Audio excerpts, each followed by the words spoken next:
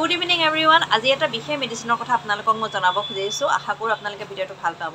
আৰু এই মেডিসিনটো হৈছে 80 টেপস। ধৰিব পাৰিছেনে 80 টেপস এছবেল কোম্পানী। আৰু এই মেডিসিনটো এটা মিৰাকলৰ নিচিনা কাম কৰে। কেতিয়া জানেনে? যেতিয়া প্ৰি আপোনাৰ সাৰ্জাৰী আৰু পোষ্ট সাৰ্জাৰী যিখিনি সময় সেই সময়খিনিত এই মেডিসিনটো বেষ্ট ওয়াৰ্ক কৰে।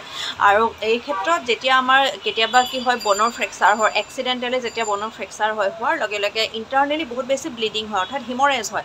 আৰু সেই যেতিয়া ব্লিডিং হোৱাৰ পিছত যদি আমাৰ লং বনবিলাক যদি ধৰক আমাৰ ভৰিৰ যিটো বনছ থাকে বা হাতৰ যিখিনি এইখিনি আমাৰ লং বন হয় তো এইবিলাক বনত যেতিয়া ফ্ৰেকচাৰ হয় বা ভৰিৰ যিটো পেলভিক বনৰ যদি ফ্ৰেকচাৰ হয় তেতিয়া খুব বেছি ব্লিডিং হয় আৰু সেই ব্লিডিংটো যদি বহুত বেছি হৈ যায় তেতিয়াহ'লে পেশেণ্টগৰাকী চকত যোৱাৰ সম্ভাৱনা থাকে। গতিকে এই যিটো কণ্ডিশ্যন এটা একদম ইমাৰ্জেঞ্চি কণ্ডিশ্যন এই কণ্ডিশ্যনটোত আপোনাৰ এই মেডিচিনটো এটা বহুত বেছি ভাল কাম কৰে কিয়নো সেই মেডিচিনটোৱে পেশেণ্টজনক চকত যোৱাত বাধা দিয়ে মানে প্ৰটেক্ট কৰে চকত যাতে নাযায় পেশেণ্টটো।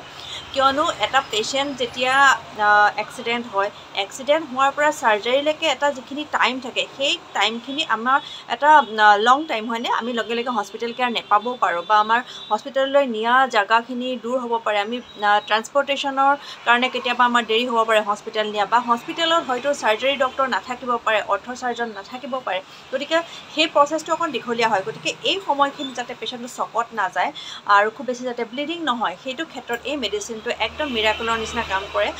চ' বহুত বেছি ভাল মেডিচিন আপুনি যিখিনি আপুনি ট্ৰিটমেণ্ট কৰি আছে ইমাৰ্জেঞ্চি ট্ৰিটমেণ্ট কৰি আছে কৰি থাকক কিন্তু তাৰ লগত এই মেডিচিনটো যদি আপোনালোকে ইউজ কৰে তেতিয়াহ'লে ই আপোনাক চকত যোৱাৰ পৰা বহুত ক্ষেত্ৰত সহায় কৰিব।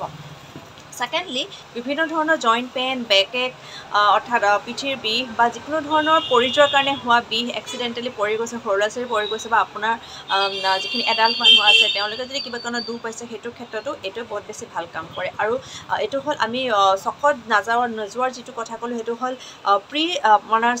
প্ৰি সাৰ্জাৰী আপোনাৰ কেয়াৰ আৰু পোষ্ট সাৰ্জাৰী কেয়াৰৰ ক্ষেত্ৰতো এইটো খুব বেছি ভাল কাম কৰে যেতিয়া আপোনাৰ সাৰ্জাৰী হৈ যাব আৰু বনৰ যেতিয়া আপোনাৰ আকৌ আগৰ জাগালৈ অহাৰ সময়ত অৰ্থাৎ পুনৰ বনৰ যিখিনি আমাৰ কেলচিফিকেশ্যন হ'ব বা ৰিকভাৰী হ'ব সেইখিনি ক্ষেত্ৰতো এই মেডিচিনটোৱে খুব বেছি ভাল কাম কৰে। গতিকে আপুনি যিখিনি মেডিচিন লৈ থাকিব তাৰ সমানুপাতিকভাৱে এই মেডিচিনটো যদি আপোনালোকে ইউজ কৰে তেতিয়াহ'লে আপোনালোকৰ বনৰ কেলচিফিকেশ্যনটো ভাল হ'ব আপোনাৰ বনৰ স্মুথ ৰিপেয়াৰিং হ'ব ৰিকভাৰী হ'ব লগতে আপোনাৰ খুব বেছি সোনকালে আপুনি আৰোগ্য লাভ কৰিব। গতিকে যদি আপোনাৰ ঘৰত তেনেকুৱা কিবা এক্সিডেণ্ট হয় বা সৰু সুৰা দুখ পায় তেতিয়াহ'লে এইখিনি ইউজ কৰিব পাৰে আৰু ফাৰ্ষ্ট এইড হিচাপে আপুনি এইটো ঘৰত ৰাখি থ'ব পাৰে তেনেকুৱা ধৰণৰ ইমাৰ্জেঞ্চি চিটুৱেশ্যনৰ কাৰণে। আৰু যিকোনো ইমাৰ্জেঞ্চি চিটুৱেশ্যনত মাস্কুলাৰ পেইন হওক বা স্প্ৰেইন হওক যিকোনো ধৰণৰ ক্ষেত্ৰত এই মেডিচিনটো আপোনালোকে ইউজ কৰিব পাৰে। চ' এইটো এটা বহুত বেছি ইউজফুল মেডিচিন আপোনালোকে ইউজ কৰিব পাৰে। থেংক ইউ ফৰ ৱাচিং।